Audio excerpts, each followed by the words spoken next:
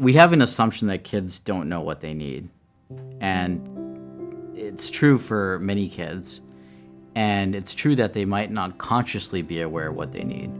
But what I've seen through working with a lot of kids who've suffered through trauma, and trauma should be a very widely defined term, right? The majority of people have suffered through some form of trauma and some form of addiction as well. And those are very broadly defined. Kids and humans need one thing, which is they want secure attachment at the end of the day. And it's conscious and it's unconscious. And most of the time, kids don't need lectures. They're not asking you to lecture them and provide unsolicited help. It's just about just being present there.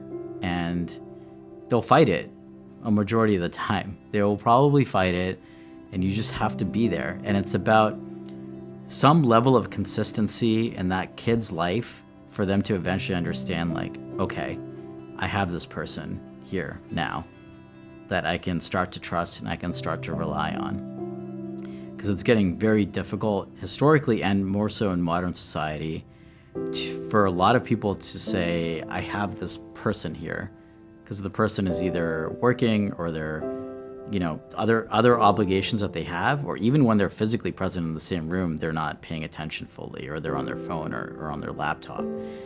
What we really need at the end of the day is secure attachment.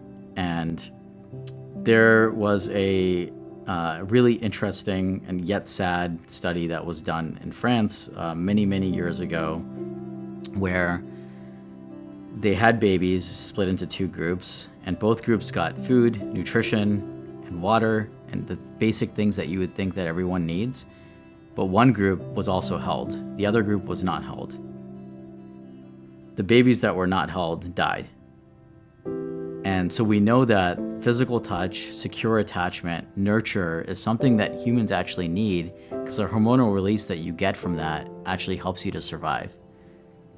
And when we see kids that don't have the answer to explaining why they're doing what they're doing, whether it's self-harm or hitting their head or anxiety or acting out behaviorally, you really just need to be present and sit with them and let them do what they're going to do, but try to create a space of safety where they won't necessarily harm themselves, but they can get that energy out. And it's in those moments when the dysregulation is happening and you get the energy out that they can start to express themselves a little bit more, right?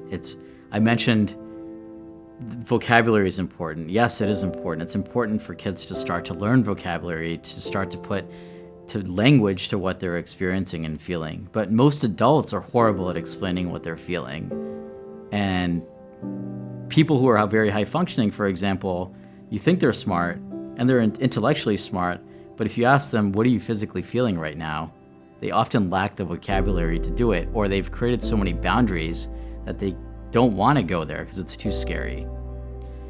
So it's really important from a young age to start to encourage children to be fully in their bodies and asking them the question, not how are you feeling, but how are you feeling, and how are you feeling physically, and how are you feeling that emotion physically in your whole body right now. And if we can start that from a young age, when they start to feel anxiety or depression, they can start to assess, where is it coming up for me, and actually regulate themselves a little bit more in their bodies and in their space. And it's something that, as society has modernized, we've valued intelligence and cognitive functioning, and we've devalued the actual physical presence of our being. And we need to go a little bit backwards and start to combine those two again. And hopefully we can solve some of this mental health pandemic through that. It made me think of my therapist and at a residential center, and it was a kid who got isolated into the locked room because he was acting out in anger, and she basically went in there, sat down, and held him, and then he regressed into infancy in her lap and started sucking on his thumb and held him, and that's what he needed because he had such a dysfunctional childhood. And after that, everything was much better. So there's a lot to it sounds a little bit out there, but like, people need people need to be held and touched.